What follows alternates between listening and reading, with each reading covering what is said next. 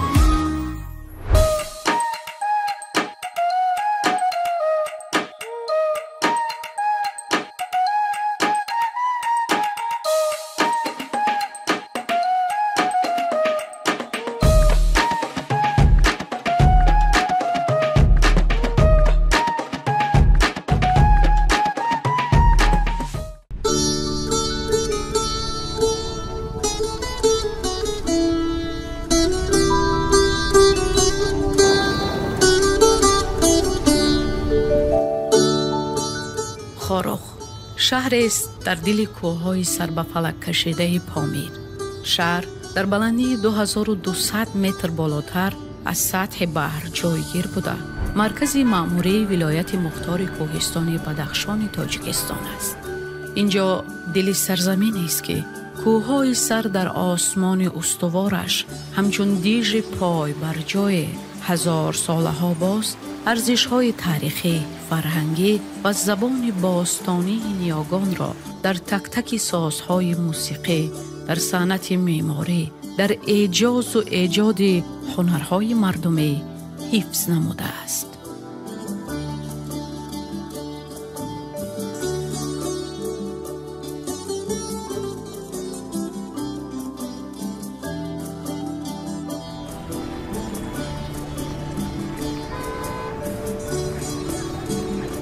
شهر خاروخ در دو ساحل دریای خون جایگیر بوده. از دل آن راه کلان اتومبیلگرد اهمیت بین المللی داشته که تاجیکستان را با جمهوری قرقیزستان و جمهوری خلقی خیتای پیوست می نماید می گذرد. طبق آمار به قید گرفته شغل اهالی در سال 2022 اهالی شهر خاروخ به 31,000 نفر برابر بود.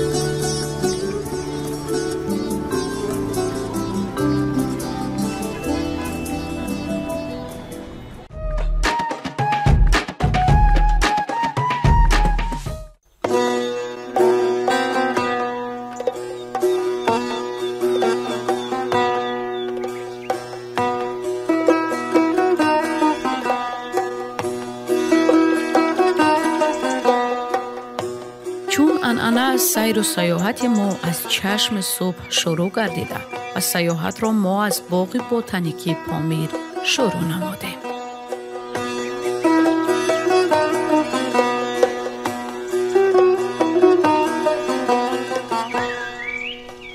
باغ بوتانیکی پامیر به نام آناتولی والیریانویچ گورسکی مؤسسه علمی و تجربوی است که در 5 کیلومتری شهر خاروخ در دامن قطارکوه‌های شغنان در بلندی 2210-3800 متر بالاتر از سطح بحر جایگیر است. از روی بلندیش از سطح بحر باغ بوتانیکی پامیر در بین کشورهای اتحاد شوروی مقام اول و در جهان جای دوم را می‌گیرد.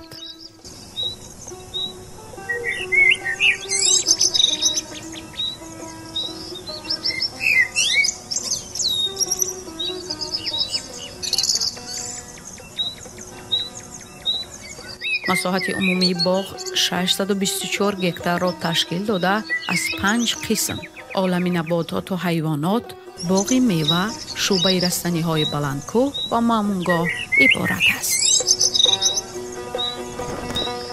بینندگان ارجمند، روی این لوحه اندیشه‌های سابق پرزیدنت فدراسیای روسیه بوریس نیکولایویچ یلتسین درباره باغ بوتانیکی پامیر حکاکی شدند که در اینجا او چنین اندیشه دارد که هر کس که به تاجیکستان می آید و پامیر را ندیده است گویا که تاجیکستان را ندیده است و هر کس که به پامیر می آید و باغ بوتانیکی پامیر را نمی بیند گویا که پامیر را ندیده است و این گفته ها معنای آن را دارند که این باغ و آنچنان بی‌نظیر است که هر کس باید از اینجا بیاید و از هوای ناتکرار اینجا لذت ببرد.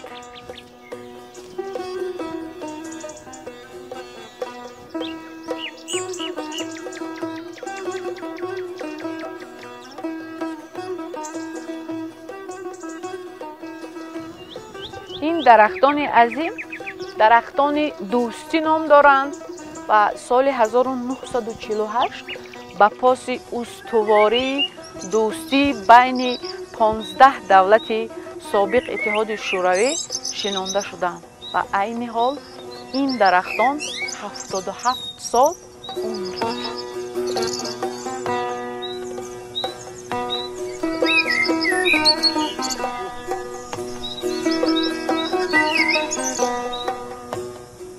باغ بوتانیکی پامیر یک آزمایشگاه بزرگ طبیعی است در دل کوههای بامی جهان. خادمان علمی در این جای به پرورش و آموزش نباتات گوناگون محلی و رستنی‌هایی که از دیگر کشورها آورده شدند پرداخته، راه‌های گوناگون استفاده رستنی‌ها را برای سبزکاری، جنگلداری، کشاورزی و طب به راه ماندند.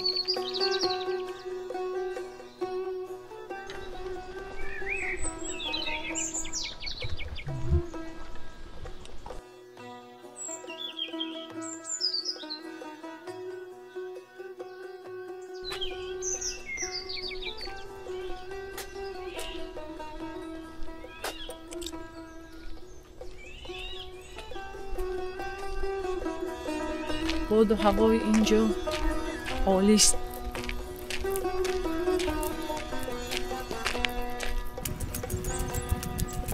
و در چند گوشه این باغ چنین کتهای زیبایی که با صنعتی والای بدخشانی ساخته شدند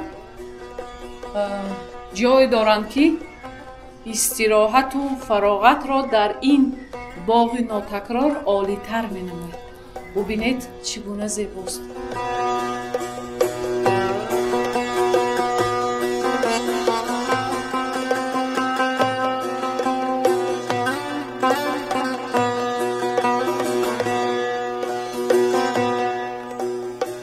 نکته جالب دیگری درباره باغ بوتانیکی پامیر باعث به یادآوری است این است که همه ساله به باغ از هر گوشه کنار دنیا زیاد از 500 نمود تخمی رستنی‌های نادر آورده شده. با آموزش و پرورش محققان نوع‌های دیگری رستنی و گل‌ها کشف کرده شده و شرایط بلندکوهی مطابق گردانیده می‌شوند و همه ساله برای سبزگردانی ناحیه‌های ولایت در باغ زیاد از 2000 نهال درخت و بوته‌های آرایشی و نوع‌های گل‌های گوناگون کشف و پیشنهاد کرده می‌شوند.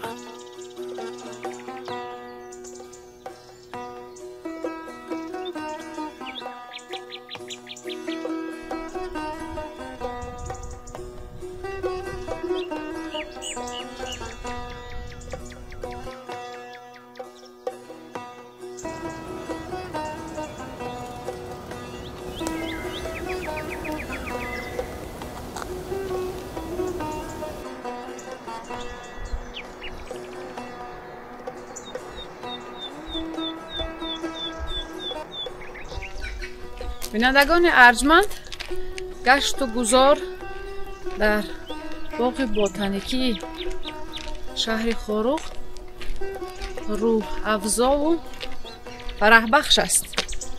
اما چون چشم خورشید جهانتاب زی پشت قله های سر به افلاک کوه های شهر خاروق سر برآورد، ما سیاحتمان را در شهر خاروق ادامه خواهیم داد. با ما باشید.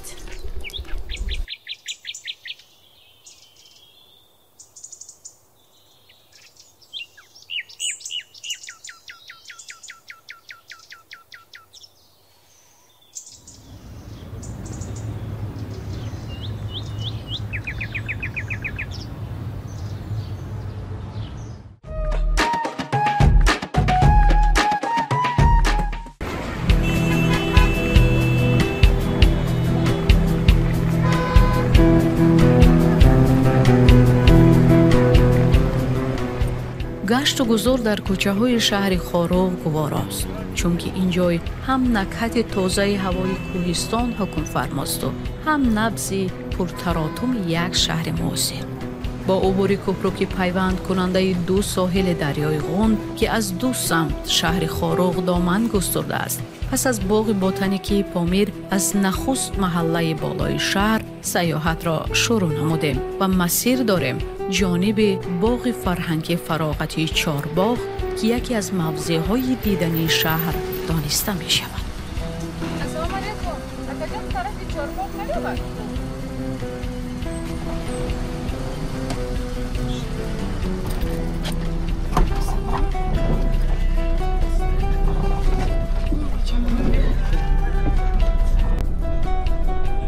نظاره طبیعت جالب شهر خاروق به دل فرح دیگر می بخشد.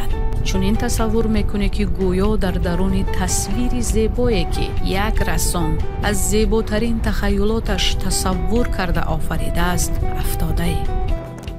کوه، دریا، درختان سرسبز، آبادی و خوشحالی، همه در یک جای، در شهر خاروق.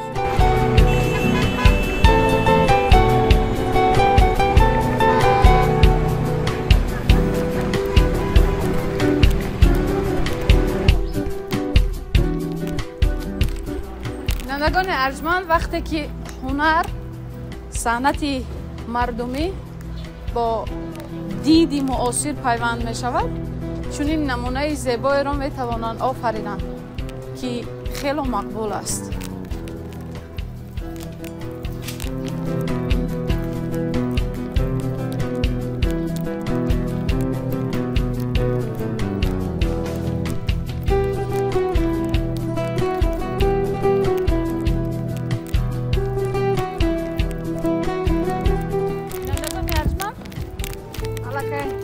ما رسیدیم و باغ فرهنگی فراغتی چارباغ و از جذابیت‌های آن منظور شما خواهیم کرد. رفتیم. سلام علیکم.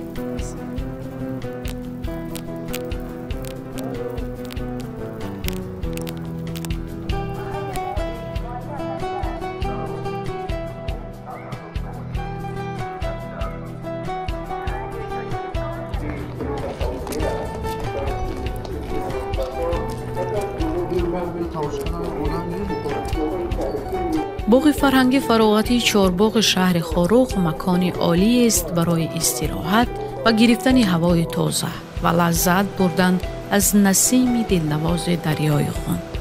در این جای هر درخت با نوازش آهنگ دریا سبز گردیده از دل خود هوای تازه بخار می نماید که ستایش نکهت هر گل و درخت این باغ احساس است تصویر ناشدنی. ستایش درختان زیبای چارباغ شهر خاروق را شنیده بودم، اما با دیدنش تأثیرات‌هایم تماما عوض شد. بینندگان ارجمند، بیایید ببینید که ماهرانه آرا دادن درخت چگونه میتواند زیبا و دیدنی باشد. ببینید.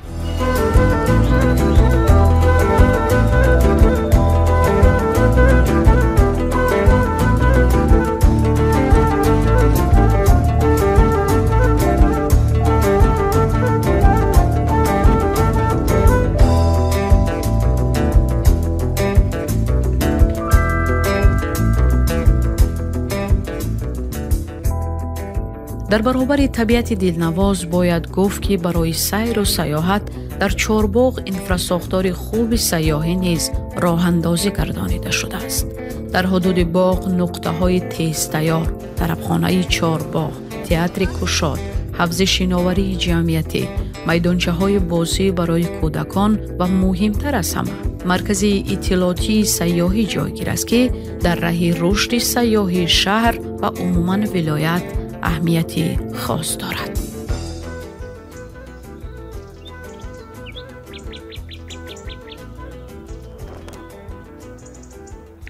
همچون نماینده تلویزیون سیاحی و هنرهای مردمی، بینندگان ارجمند، ما عهده‌دار هستیم که از وضع خدمت‌رسانی‌های سیاحی و رشد هنرهای مردمی در شهر خارو دیدن نماییم.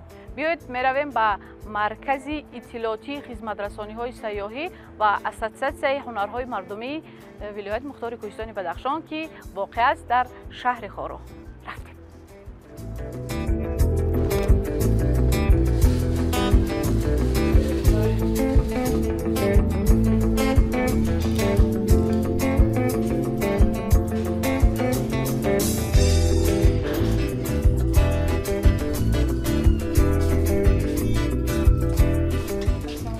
ما از تلویزیون سیاحی و هنرهای مردمی هستیم و میخواستم که بفهمم که چی نوع خدمت رسانی‌هایی هستند در این مرکز برای یک سیاح. خب برای همون نوآوری که ما در حاضر در مرکز سیاحی اساتسیه سیاحی داریم، یعنی عموما من درباره این اطلاعات درباره این خطرهایی که در حدود ومکبه هستند، این وخان هستند، مرغاب هستند، اشکوشیم هستند، ونج و درواز هستند، یعنی شاخ دره هستند، یعنی درباره آنها بسیارتر ما اطلاعات می‌دهیم و آدمایی که همینجا می‌بیایند برای همین جایها معلومات می‌پرسند کدام همون راه باشد و یگان همون اطلاع درباره هومستی همون، یعنی همون میهمانخانه‌های خرده که در حدودهای دور از شهر هستند، یعنی درباره آنها اطلاع می‌گیرند. اطلاع داده شد که در این مرکز جهانگردان می توانند معلومات‌های ضروری را از کتاب‌های راهنمای سیاحان، خریطه‌ها و بوکلت‌های اطلاعاتی وابسته به خط‌سیرهای سیاحی ولایت مختار کوهستان بدخشان گرفته، اینچنین می توانند طریق آنلاین در سامانه مرکز سفرهای طولانی و مهمانخانه‌ها را بند نموده با معلومات نوترین درباره حالت جاری راه‌ها، رویدادهای نو و چاره‌بینی‌های مهم فرهنگی و فراغتی پامیر آشنا گردند.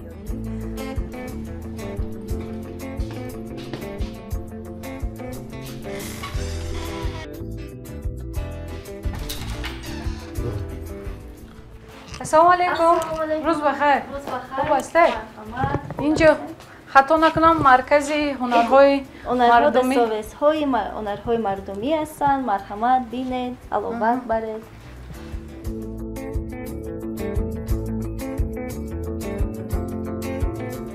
چیزی دیگری که در این مرکز قابل پسند است، این دکانی با شکوه ارمغان‌های ملی است که آرزوی هر نفر است که به هنر دستی ارج می‌گذارد. اینجا عالم است پر از زیبایی و جوهر این همه رنگارنگی باشد، مهنت دستی، محبت واقعی به هنر و استفاده ارزش‌های ملی طریق نقشکاری‌ها روی گردنبند و طاقه و لباس‌های ملی است که خیلی دوست داشتنی‌اند.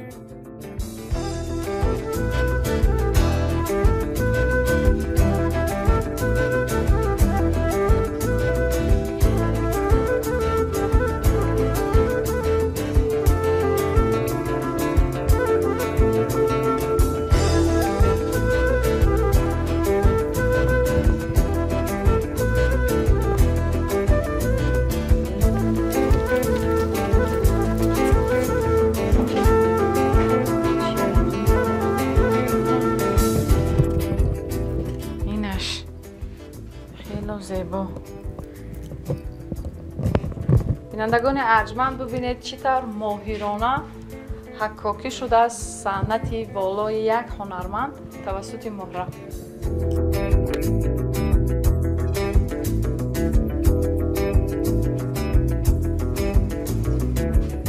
بینندگان ارجمند خیلی خوب است که هنر هنرمندان در چنین یک مکانی بر هوای با نمایش گذاشته شده است و باوری داریم که یک خردترین مهره یا دستمانی که یک سیاح به خارج کشور میبرد این حتما که ایزی هست از صنعت، هنر و طبیعت این اتاق‌های وطنی.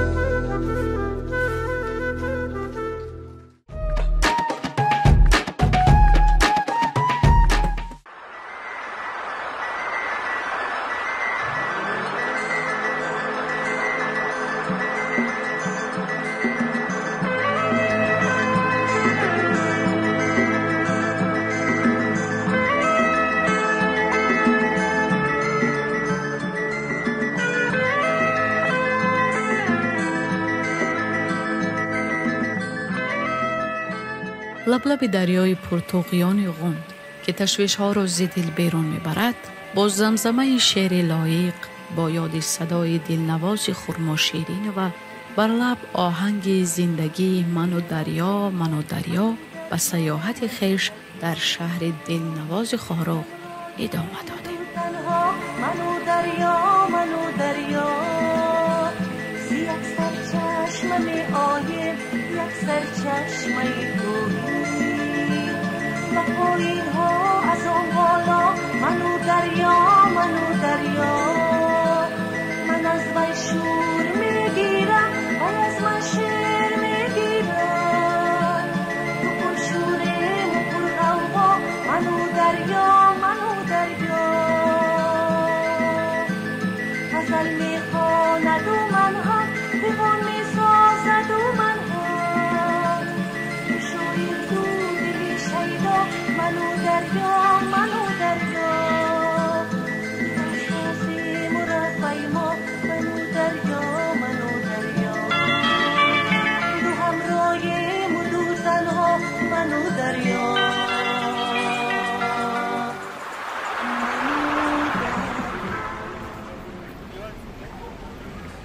خارق همچون مرکز بام جهان در حالت رشد قرار داشته.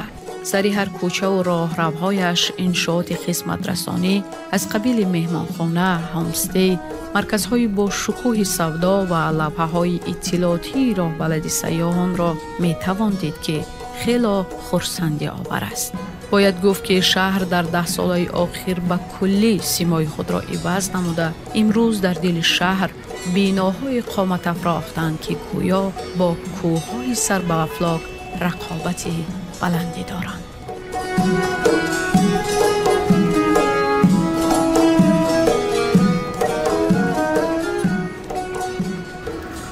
بینندگان ارجمند باید که قید نمایم که گشت و گذار در کوچه های شهر خارق خیلی گواراست.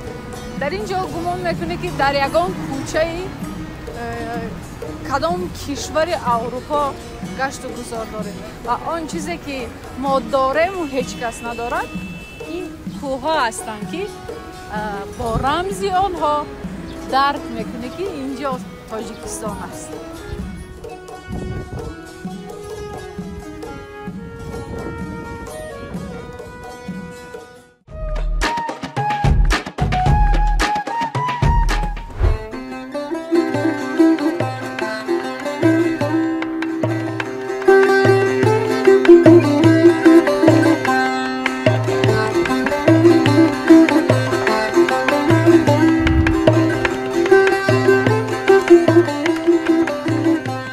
بینندگان ارجمند، بدخشان سرزمین است که در دل بلندترین کوههایش کهن‌ترین صنعت مردمی را نگه داشته است.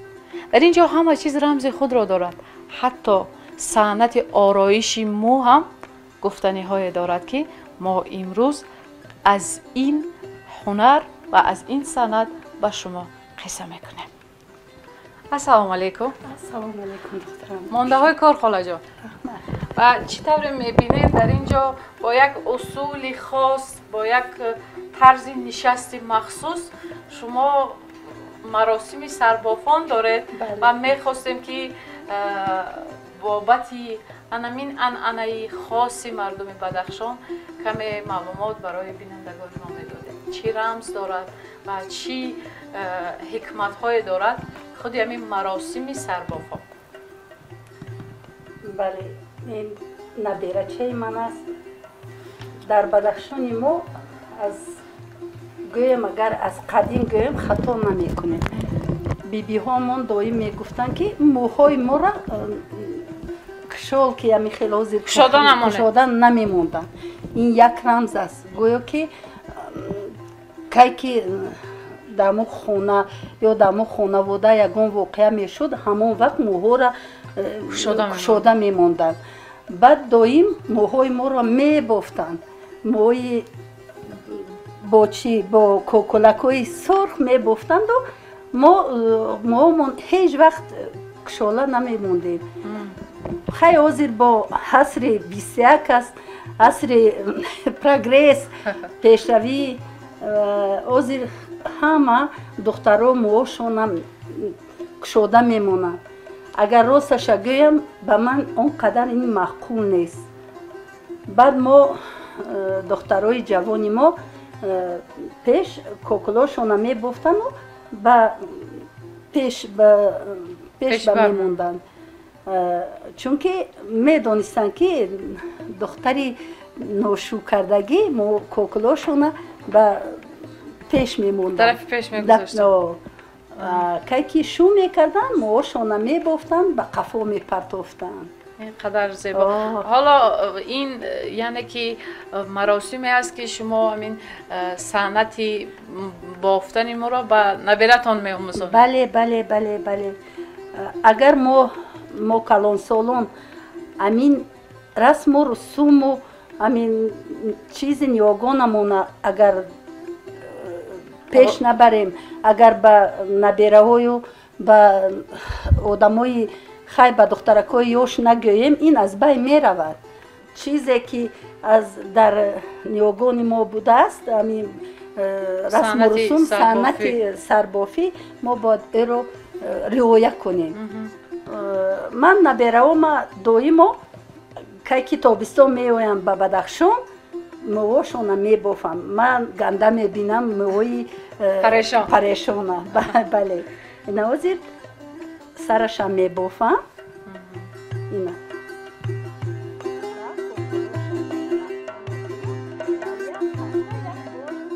در صحبت صمیمی خاله انارگل وابسته به سنت‌های خاص لباسپوشی، آرایشات عروس، رقص‌های سنتی، قصه‌های جالب نمود که کس را به دنیای ارزش‌های انسانی که هر یکی به عنصر زندگی پیوند بوده در اساس نخست اعتقاد و احترام‌ها پدید آمده‌اند می‌برد. این بود که شعله خواهش‌های من فروزان شد که از روی سنت‌های گذشته سربافی نموده لباس ملی بدخشی را به بر نمایم.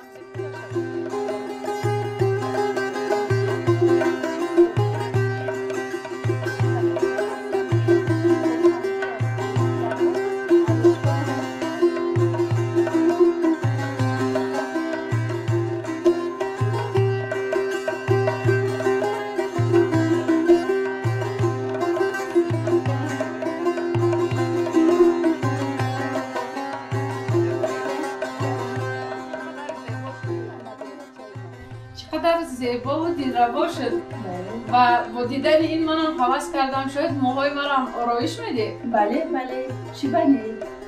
لیکن دخترم این میبافی هم رمزی خودش دارد.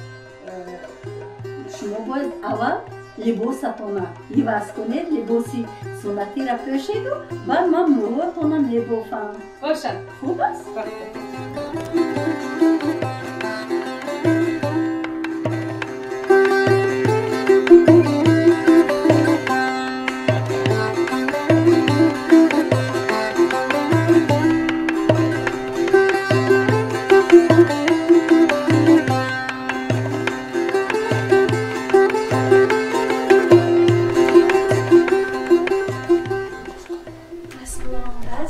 мешавад либосам? мешавад. биё биё ама хушрӯй шудӣ. биё кокора ман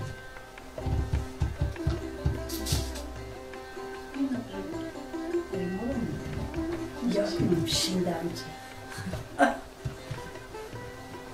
ба нияти нек. бинандагони арҷманд, ин як суннати махсуси мардуми Бадахшон будааст, маросими сарбофӣ ки духтарони ҷавон ё ки арӯсон ҳатман ки назди зани соҳибтаҷриба ва хушбахти деҳ мерафтанду маросими сарбофонро мегузаронданд. бале бале, ҳамаввал фарқ рост мекунем. ин яъне ки маънош ки дар зиндагӣ бояд доим рост кору рост қавлу ростпайкор бошӣ. бале.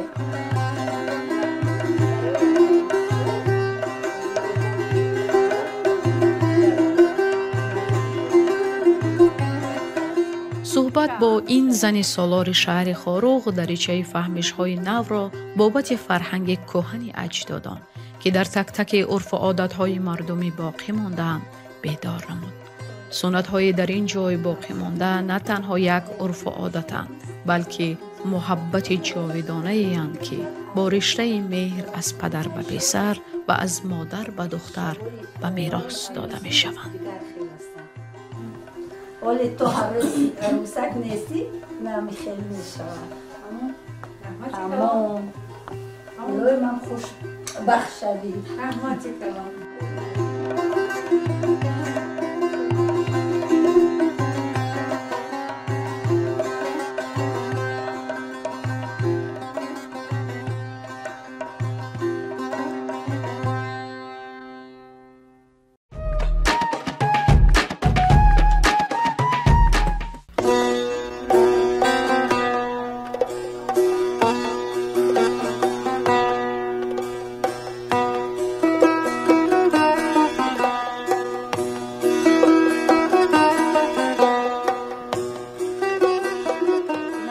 ارجمند باید گویم که این مکانی که ما حالا قرار داریم یگان آثارخانه نیست. این خانه سنتی بدخشانی است که با صنعت زیبای معماری بدخشی ساخته شده است و باید گفت که هر یک چوب، هر یک نقش و نگاری که در این خانه استفاده شده است فلسفه و گفتنی های خود را دارد که شرح بیشتر این را از زبان خود صاحب خانه آگاه خواهیم شد. خاله جان سلام. تشکر برای مساعدت کردن، برای قبول کردن ما و باید گفت که خیلی تأثیرات جالب ما برداشتیم از صنعت معماری سنتی خانه های بدخشی و میخواستیم که بفهمیم که چی رمز دارن، هر یک ستون در اینجا هست یا چوب و یا نقش های که ملیه که در اینجا هستند. تشکر. خانه بدخشانی تاریخ 4000 ساله دارد. خیلی که از عرفیات ها میبینید تاریخ 4000 ساله دارد. اما خانه های بدخشانی دوره های پیش و خیلی خرد بودند. چرا که زمستان کوهستان خنک است. برای گرم کردنشون همین خیلی خانه خرد می ساختند. لیکن همین خانه خرد هم باشد یک فلسفه بزرگ دارد. تمام ارزش‌های مردم تهجوی بدخشان در همین خانه ها تجسم یافته است.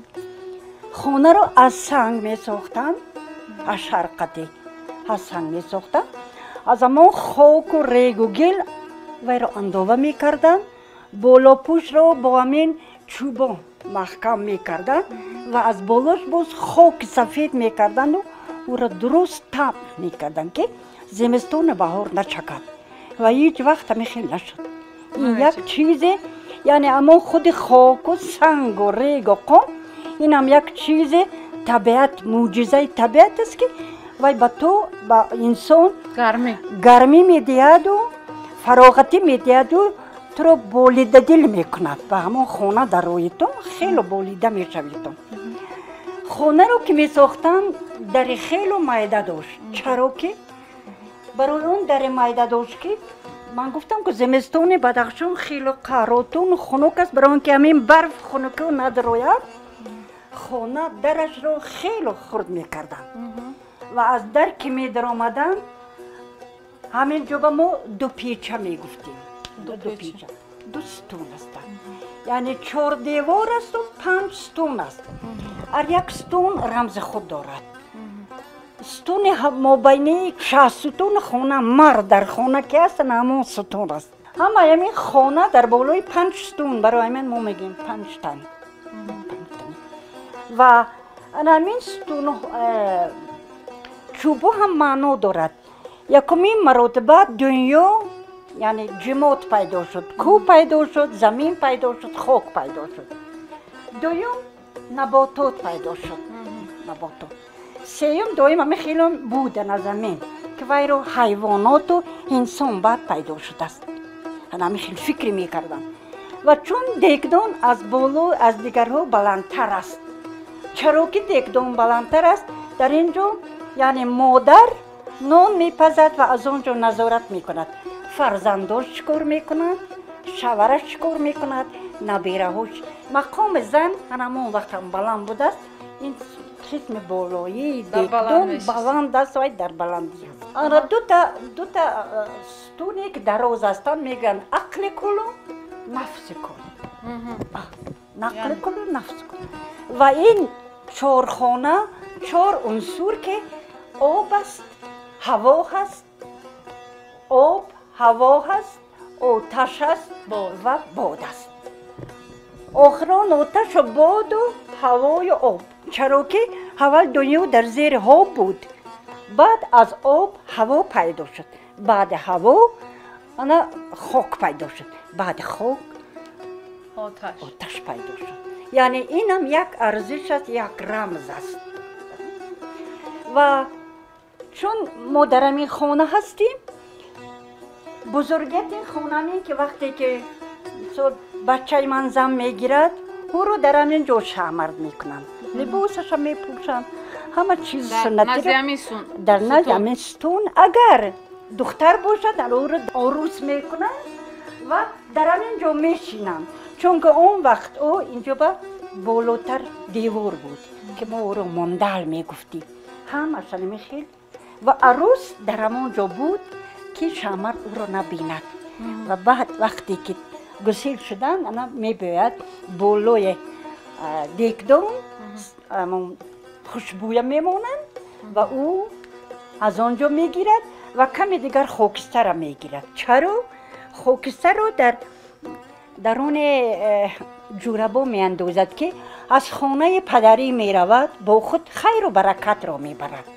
چقدر زیبا، خیلی زیبا. و آیسته آیسته گسیل کرده میبراید. عموما این خانه نمون روزن یک ونتیلاتور به زبان روسی. جو به زمستان گرم، تابستان هوا سلقین است.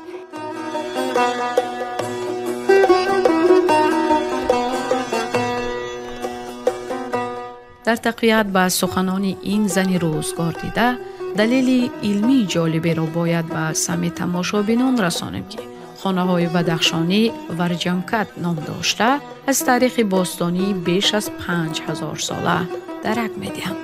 گرچند که بسیاری از رمزهای خانه‌های بدخشی با اعتقادهای دینی اسلامی آمیزش داده شدند، اما پژوهشگاه بین المللی هریتیج یا خود پژوهشگاه نسل خانه‌های مردم بدخشان را در دوام چند سال مورد آموزش قرار داده، سنه پیدایش آنها را به زمان انتیقه که به حکومتداری عهد شاه جمشید یکی از شاهان مشهور آریایی و آیین مزدیسنا برابر می‌آیند ربط دادند.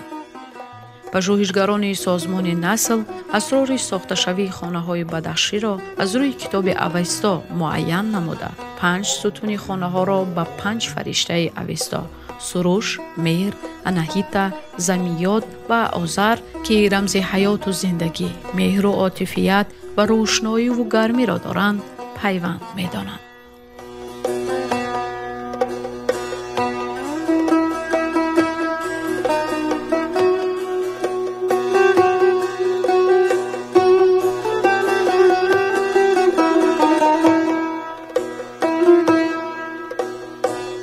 زیباترین فلسفه‌ای که خود از خانه‌های بدخشی دریافتم، فلسفه عائله‌داری نیاگان نیکمنیش تاجیک است. یعنی در این فضای خانوادگی هر کسی با توجه به سن و سال، جنس و مقام و مرتبه‌اش جای نشست دارد. اما کلام و اندیشه‌ای که بیان می شود و اقدامی که مطرح می گردد برای همه یکی است.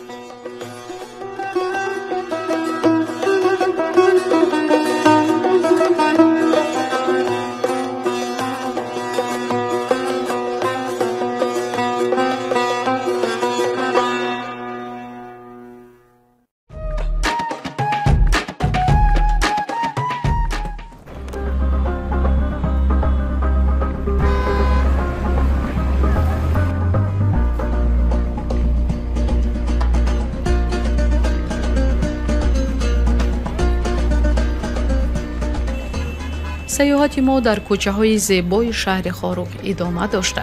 در این مسیر ما بیشتر به خدمت‌رسانی‌های سیاحی توجه نمودیم و باید بگویم که ساحه سیاحی در شهر خاروق در حالت رشد بوده. سر هر قدم بودن از همستی‌های عادی تا مهمانخانه‌های 5 ستاره دار دلیل واقعی رشد ساحه سیاحی در این گوشه دیارند.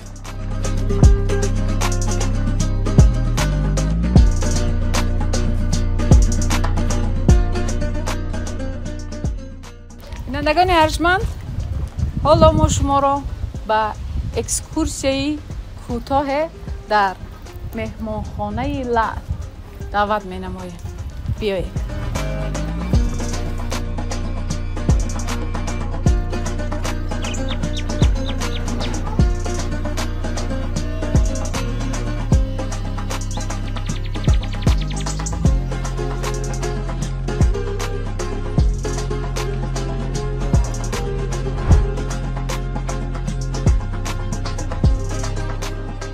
مهمانخانه لعل یکی از پرشکوه‌ترین مهمانخانه‌های شهر خاروق است که با صنعت معماری ملی بنیاد گردیده. هر آشیانه آن با زیباترین آرایشات صنعت ملی محلی 4 منطقه کشور آرا داده شده است.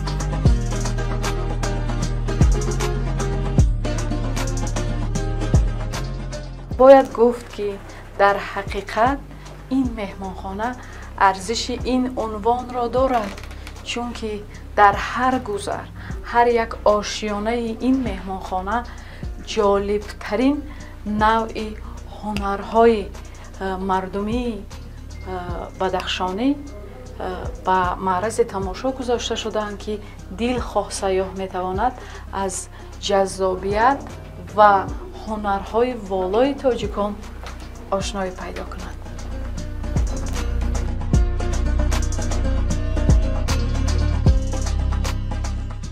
غایه بنیاد این مهمانخانه زیبا که فراهم آورده جالبترین تأثیرات‌های سیاحان درباره فرهنگ و هنر و صنعت معماری تاجیکان است، در سال 2000 پیدا شده.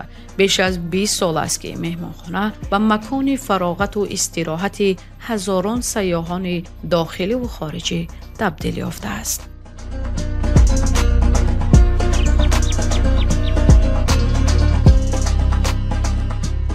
بینندگان ارجمند، در همین جا اکسکورسی کوتاه ما از مهمانخانه لعل انجام می‌رسد.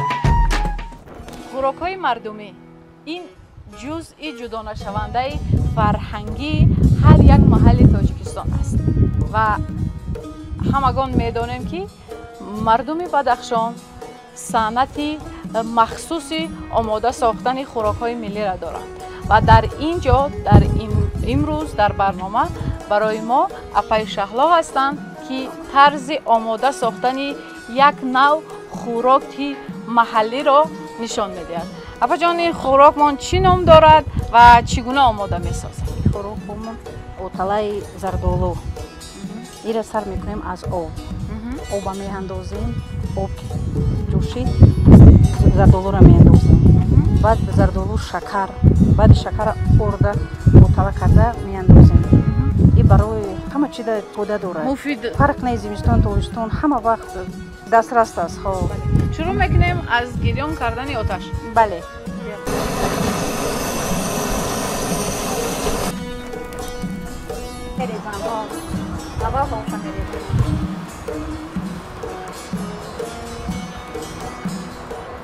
اوتالای زردالوگی خوراک ملی قدیمی مردم بدخشان است. این خوراک با طرز مخصوص تیار کرده می شود و بوی و طعم بی‌نظیر دارد. در این سرزمین کوهستانی بیشتر خوراک‌های را آماده می‌سازند که مجازی گرم داشته به سلامتی مفید باشند. یعنی در این جای خوراک نه تنها غذا بلکه داروی جسم و جان دانسته می‌شود.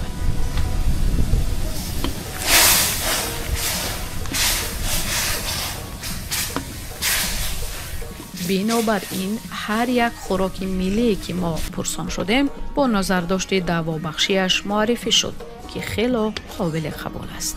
اوتالای زردالوگی که در برنامه معرفی شد درمانی بوده است برای درد دل و بیماری چشم.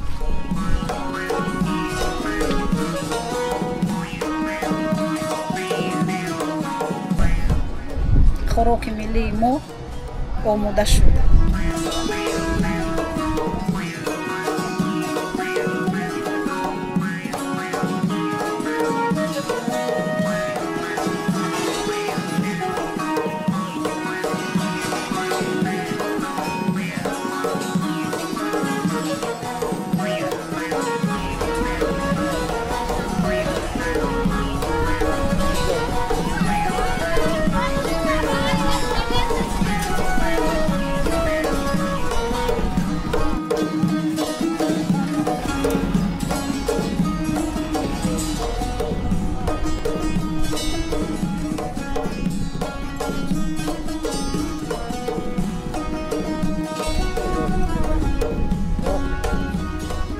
از چیز گوارای دیگری که در کوچه و بازارهای شهر خاروغ میتوانی لذت ببری، این شنیدن شیوای زیبای و زبان باستانی ایرانیان شرقی است که معمولاً آن را زبان بدخشانی یا زبانهای پامیری میگویند.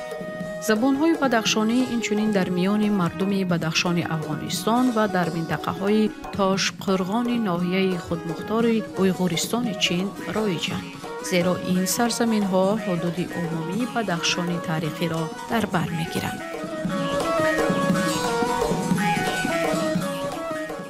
زبان بدخشانی در نوبت خویش به دو گروه جدا می‌شود: زبان‌های بدخشانی شمالی و جنوبی. به گروه‌های زبان پامیری شمالی داخل می‌شوند: زبان ونجی دروازه قدیم در ونج و درواز، زبان شغنانی در ناحیه شغنان، زبان روشانی در ناحیه روشان، زبان وادی خوف در ناحیه روشان و وادی خوف، زبان برتنگی در ناحیه روشان و دو ساحل رودخانه برتنگ، زبان راشاروی در ناحیه روشان و دو ساحل رودخانه برتنگ و زبان سریقلی در منطقه‌های تاشقرغان ناحیه خودمختار اویغورستان چین. و به زبان‌های بدخشانی پامیری جنوبی داخل می‌شوند زبان‌های اشکاشمی در ناحیه اشکاشین و در بدخشان افغانستان، زبان‌های سنگلیچی در ناحیه اشکاشین و در بدخشان افغانستان، زبان وخونی در ناحیه اشکاشین و در بدخشان افغانستان و زبان‌های منجانی در ناحیه اشکاشین و در قسمت چپ وادی وخان بدخشانی افغانستان. برای نفرانی که دوستداران فرهنگ باستانی اند و می‌خواهند شیوای قدیمی نیاگان خویش، سکای‌ها و باختریان و سغدیان و خوارزمیان قدیمی را شنوند، می‌باید به بدخشان سفر نموده در هر وادی این دیار دوردست که زبان در شکل قدیمش حفظ گردیده است لذت ببرند.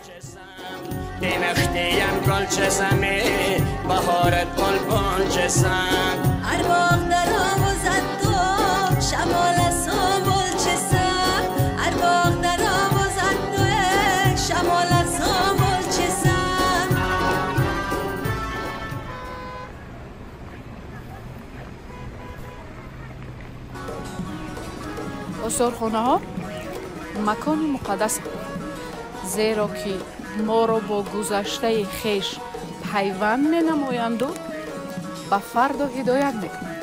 این است که ما شما را به تماشای آثارخانه تاریخی کشورشناسی ولایت مختار کوهستان بدخشان دعوت می نماییم. رفتیم.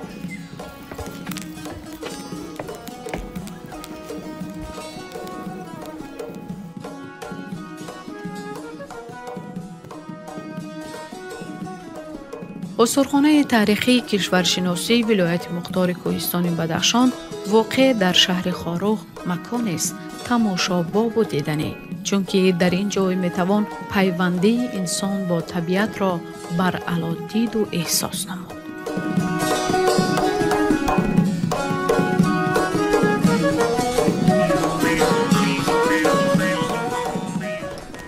ما از تمام عالم رنگین نباتات و حیوانات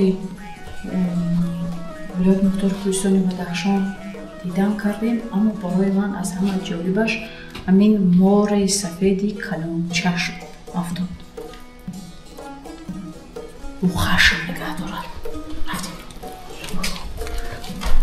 اطلاع داده شد که آثار آثارخانه هنوز از سال 1944 جمع آوری گردیده. در جای بینای کهنه آثارخانه این بینای با حشمت ساخته شده. به حالت موقتی نگاره‌های تاریخی آثارخانه و بینای کهنه بخش فرهنگ آورده شده. بینای نوی آثارخانه در شکل معاصر در حال بنیاد قرار دارد و در این آثارخانه موقتی عین حال بیش از 12,000 نگاره به نمایش گذاشته شده است. این اسباب موسیقی چگونه جالب است. در شکلی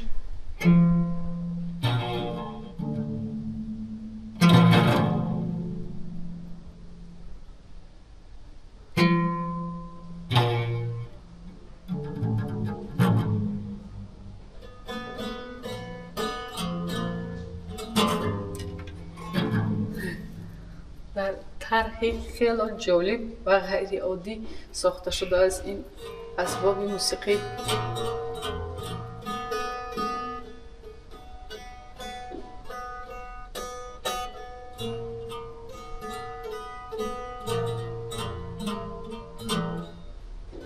ناجور است، ناجور است میدانیونه مست مست می.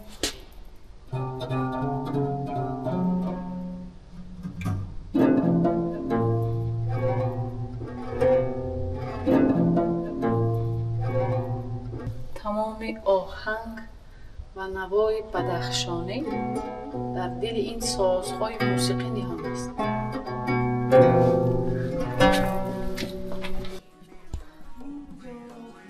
بازدید از آثارخانه به شبهه شما را به فرهنگ مردم محلی نزدیک می کند. در این جای نگاره‌های گوناگون گذاشته شدند که طرز حیات محلی را از گذشته تا امروز افاده نموده، پرواز خیال را از امروز به دیروز می برند.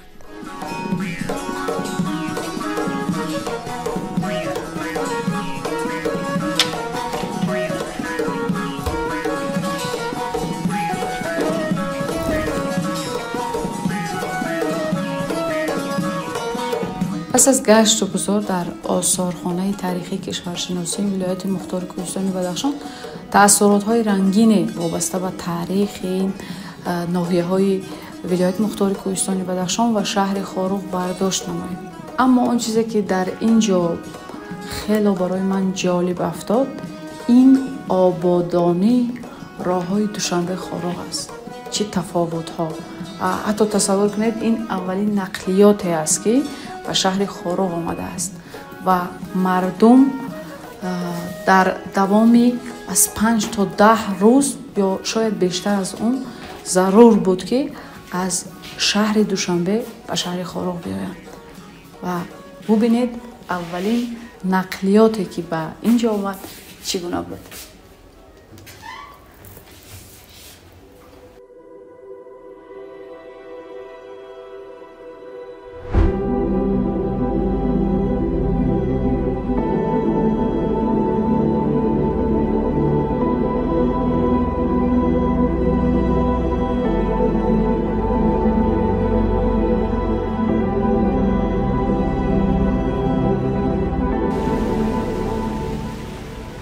بینندگان ارجمند این همان اتومبیل است که حالا عکسش رو در آثارخانه تاریخی کشورشناسی ولایت مختار کوهستان بدخشان دیدیم و اولین اتومبیلی که در شاهراه آش خاروق در مساحت 728 کیلومتر راه عبور نموده بود همین ماشین بود که نامش و خودش در تاریخ ماند.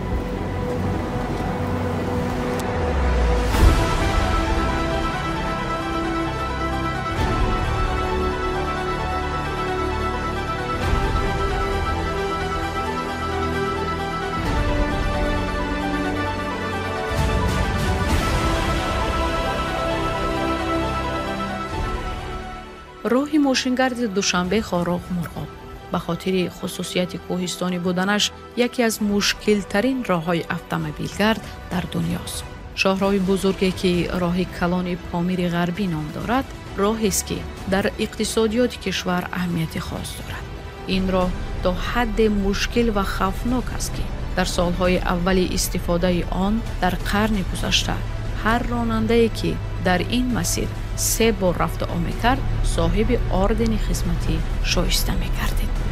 بنیادی راهی که ساختنش روایت بافته معجزه‌ناک دانسته می‌شد امروز حقیقت گردید که اسرارش استقلال دولتی و وحدت کامل ملی است. حالا 24 ساعت در یک شبانه روز، 4 هفته یک ماه و 12 ماه یک سال در 4 فصل سال شاهراه پامیر در خوبترین شرایط راهروان خود را داشته این مسیر زیباترین شاهراه گیتی اعلام شده است.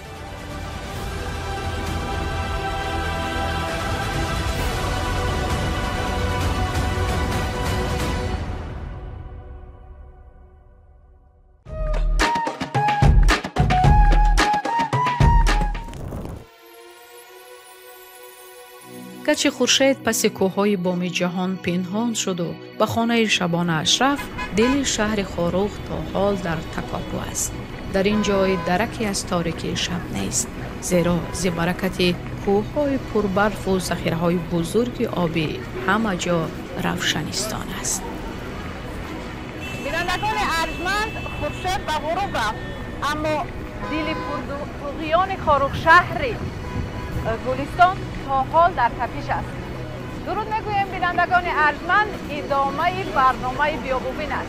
با ما باشید تا شما را با جالبترین مکانهای شهر خاروق آشنا سازیم. رفتید.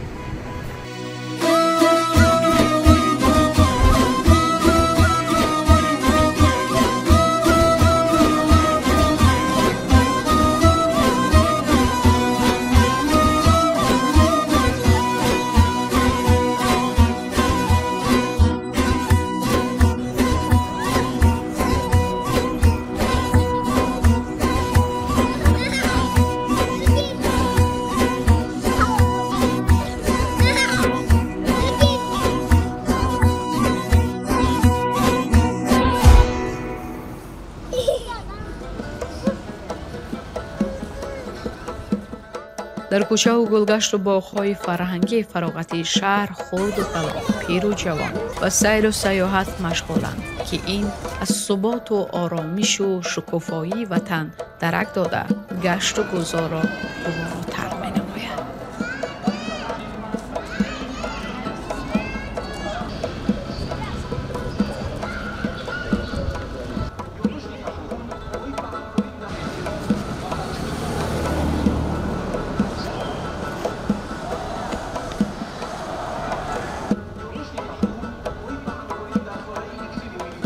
میگویند که هرچی را انسان صمیمی از ته دل خواهد حتما راه سوی آنجا برایتان گشوده است و روزی دراز من خیلی مشتاق بودم که شنیده باشم ساز و آهنگ بدخشانی را در اجرایی یک هنرمند محلی و تصادف است یا تقدیر هنگام سیر و گشت در کوچه های شهر خاروغ با ما مساعد افتاد تا با یکی از هنرمندان صاحب استعداد و خوش ذوق هم صحبت شویم. السلام علیکم. سلام. شام بخیر.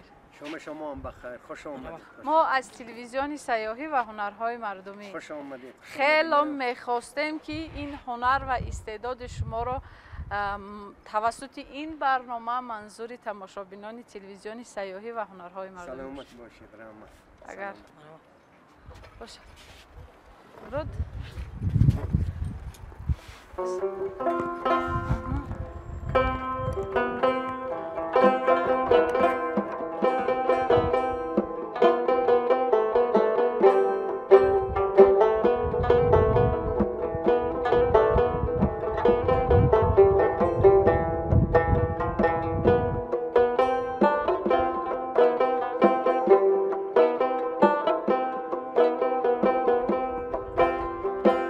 فخر دارم تاجیکستان زاده هم بحر فزش استوار استاده هم جان سارن در برش آماده هم اصل من تاجیک زبانم تاجیکیست. سرودهای بدخشانی که با زبان شیرین و سبک خاص کوهستانی اجرا می شوند، حکایه‌های عشق، غم، فرح و تندرستی و امید مردم مهنت قرین دیار را در بر گرفته، چنین احساس می گردد که آهنگ از دل برون آمده خونیاگران تا به دل کوه می رود و با هم‌آوازی کوه‌ها به دل شنونده راه می یابد. لفظ شیری نیاگانم دریست، لفظ شعر و شاعر و هنرگریست، لفظ صلح و وحدت و هم باوریست. اصل من تاجیک زبانم تاجیکیست، اصل من تاجیک زبانم تاجیکیست، اصل من تاجیک زبانم تاجیکیست. خیلی عالی و نوتکرار بود.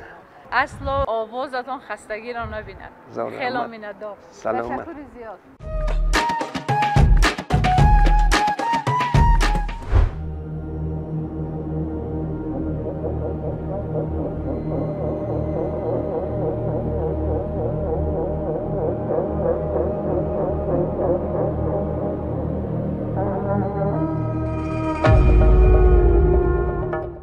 باید بگویم که رفتن و دیدن بام جهان در سیمای شهر خاروغ دریچه فهمیش و مهر بیشتری را نسبت به فرهنگ و تمدن زیبای پرمحتوای نیاگان نیکمنی شما که در بلندترین قله های پامیر نگاه داشته بود بیدار نمود و این سفر یکی از خاطرماندترین سفرهایم بود.